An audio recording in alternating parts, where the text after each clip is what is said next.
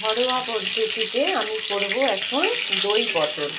তার জন্য আমি পটলগুলোকে দেখো ভাজছি, আর তার সঙ্গে দিয়ে দিয়েছি কালো জিরে। এদিকে আমি এখানে দিয়েছি একটু সর্ষে গুঁড়ো ভিজিয়ে রেখেছি, আর দিয়েছি কাশ্মীরি গুঁড়ো লঙ্কা, একটুখানি হলুদ আর নুন, আর দিয়ে দিচ্ছি কাঁচা লঙ্কা। আর এখানে আনা আছে টক দই। এটা একটু মিষ্টি মিষ্টি হবে, তাই আমি এটাতে একটু চিনি দিয়ে দেবো।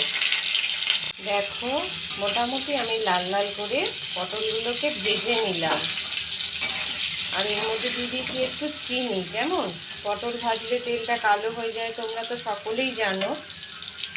দেখো সব মশলাগুলো দিয়ে আমি কষিয়ে নিয়েছি, কষাচ্ছি। কতক্ষণ কষিয়ে নিলাম সেটা দেখো, যতক্ষণ না এটা থেকে তেল ছাড়লো। গ্যাসের ওভেনটা আমি একটু কমিয়ে দিই। এবার আমি দিয়ে দিচ্ছি এর মধ্যে টক দইটা।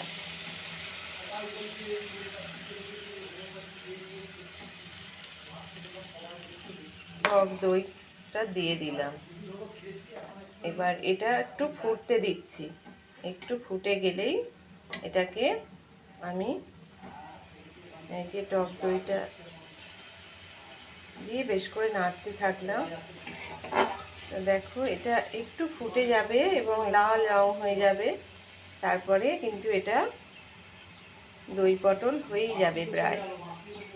দেখো এই রকম টাইপের দই পটলটা আমি বানিয়ে ফেললাম বাড়িতে, খুব সহজভাবে কিন্তু দই পটলটা হয়ে গেল। দেখো